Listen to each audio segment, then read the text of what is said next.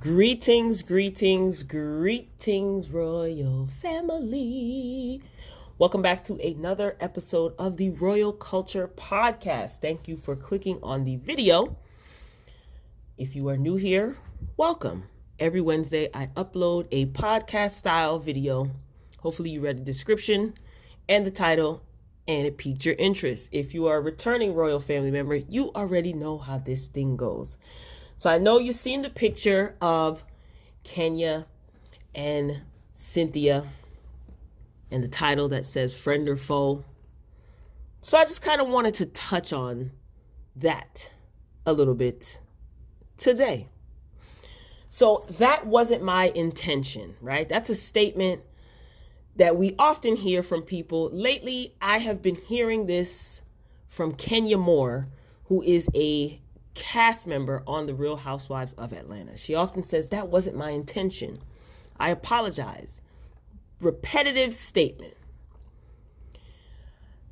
This is what she oftentimes tells Cynthia, her quote unquote friend, anytime and every time Cynthia confronts her on her behavior that Cynthia finds offensive, right?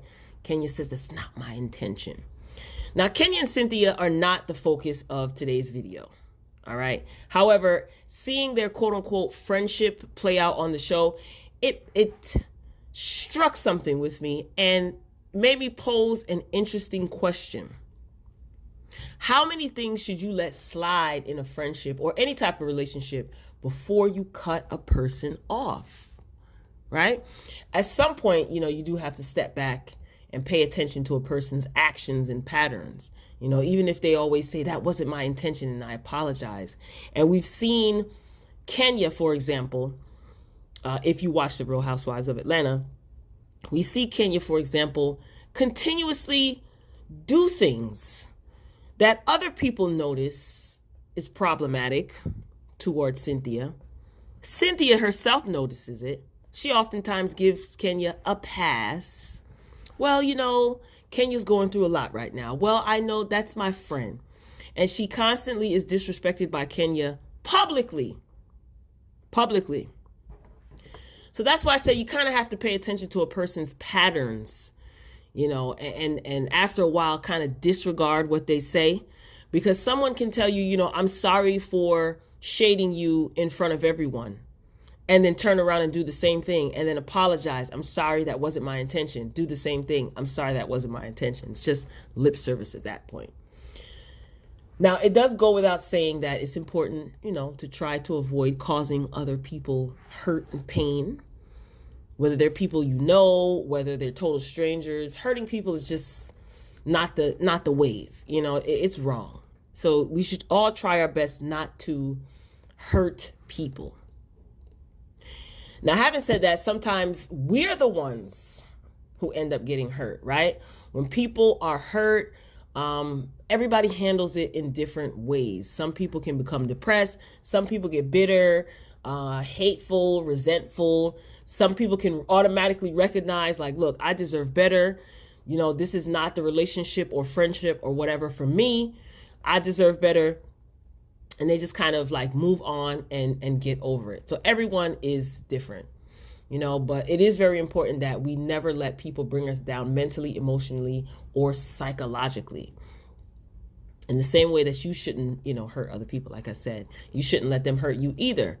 So I just feel like you shouldn't give people the power or the opportunity to disrespect you. Never let someone get comfortable disrespecting you. And sometimes it's not always in our own hands when it comes to people hurting us. Like sometimes we get blindsided and we just don't expect it. And it's kind of out of our hands initially. But I do feel that we should be cautious with the people that we open up to or the people that we're vulnerable to, the people that we trust. When people take advantage of others in any way, whether it's giving our hearts to someone or our willingness to give someone passes or, that one person that's always understanding.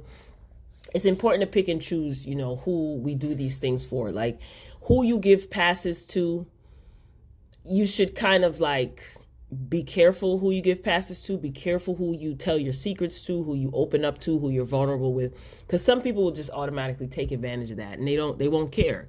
So I personally don't believe that everyone deserves second chances, especially after they constantly repeat hurtful behavior. What am I giving you a pass or a quote unquote second, probably 15th, 20th chance for? What is the purpose of that? What am I getting out of that?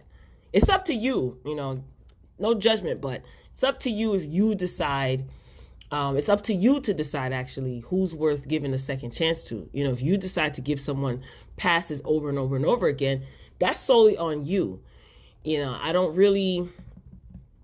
I'm the type of person that I don't really want to hear you crying and breaking down and complaining about someone who is being disrespectful to you, and you constantly make excuses why they're disrespecting you and giving you passes. You're not going to get any sympathy from me, really.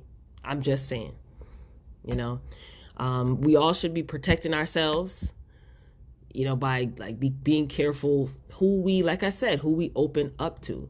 So again, watching Real Housewives of Atlanta and seeing how Kenya Moore treats Cynthia and takes slight pleasure in embarrassing her and making things about her and, doing things to try to, I guess, one up Cynthia or take the attention away from Cynthia. It's pretty pathetic, and I'm pretty sure we've all been in situations like that before, or we know someone in real life that actually does that. But how many passes does a person get? How many passes?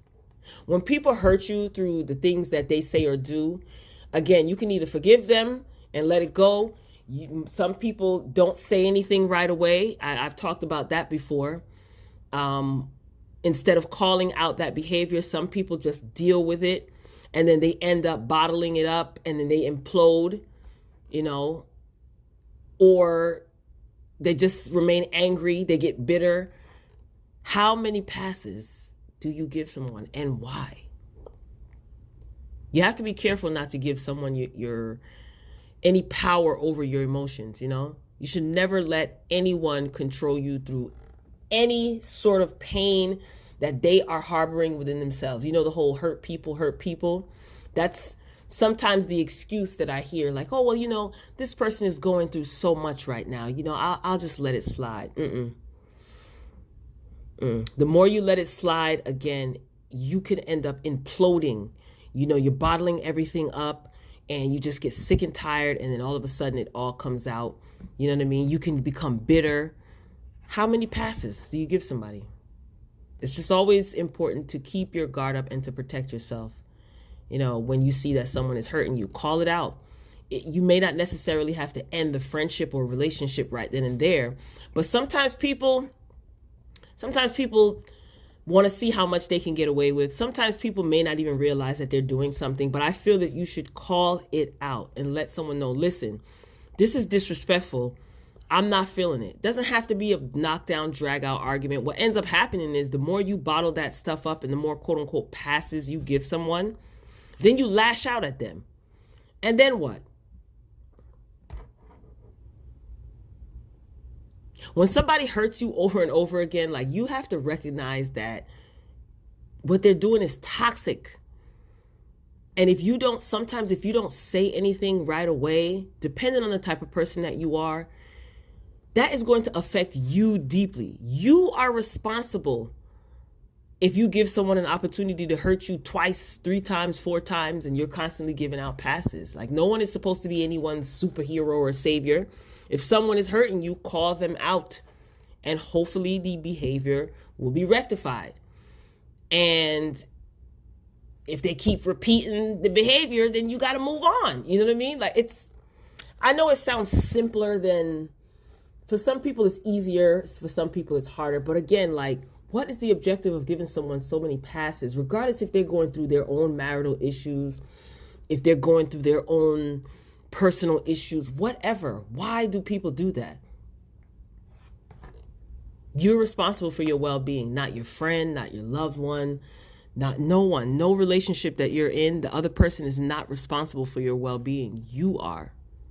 And healthy relationships should never be one-sided or compromise the integrity of your well-being. Like, how much do you have to give up and sacrifice for a friendship or relationship? It should be 50-50. It shouldn't be one-sided. If a situation is toxic and you're the one who keeps getting hurt, you should definitely close the door to that situation completely. There doesn't need to be a powwow. It doesn't need to be, I need closure. No. If it's toxic, end it and move on.